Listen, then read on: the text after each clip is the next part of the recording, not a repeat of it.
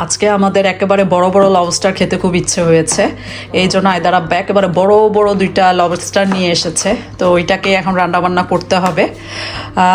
আমার বলতে গেলে এই প্রথম একেবারেই এত বড় লবস্টার একসাথে রান্না করা আর কি। দেখা যাক কেমন করি।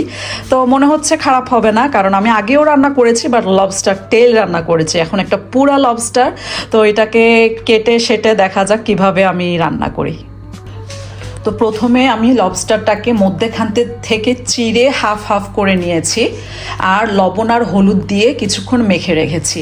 আর এদিকে বড় একটা চওড়া কড়াই আমি বসিয়ে দিয়েছি, এটাতে রান্না করব। তো এই কড়াইটা সিলেক্ট করার কারণ হচ্ছে খুব ভালোভাবে নাড়াচাড়া করা যাবে, তো সেই জন্য কড়াইটা এখন গরম হতে দিয়েছি।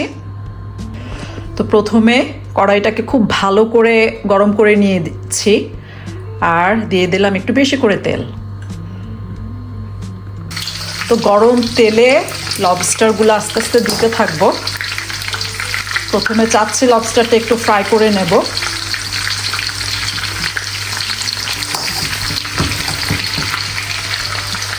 তো লবস্টারের সাথে সাথে কিছুটা প্রনও দিয়ে নিয়েছি, এতে খাবারটার ভিতর একটু বরকত হবে, কারণ এখানে দুইটা বড় বড় লবস্টার 4 পিস হয়েছে। তো কিছুটা প্রন দিলে আমার মনে হয় একটু বেশি পরিমাণে হবে আর কি।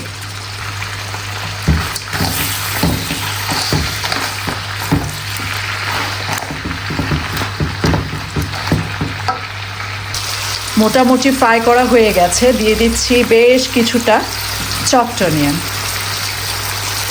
প্রায় বড় বড় আমি 4টা বড় বড় পেঁয়াজ দিয়েছি।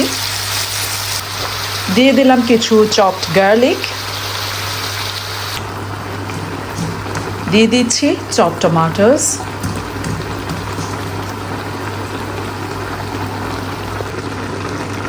দিয়ে দিচ্ছি প্রয়োজন মতো লবণ।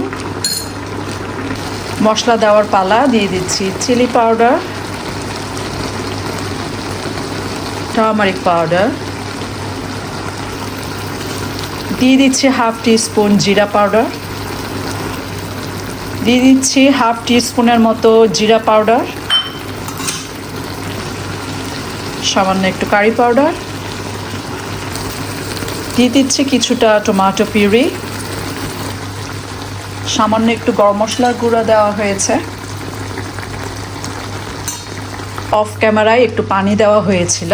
তো এখন দিয়ে দিচ্ছি কাঁচামরিচ আর কিছুটা ধনেপাতা। তো আয়দার আব্বার জন্য বেড়ে নিয়েছি, এখন পরিবেশনের পালা। তো এই ছোট রেসিপিটি আপনাদের সাথে শেয়ার করলাম, আশা করি আপনারা সবাই এনজয় করেছেন।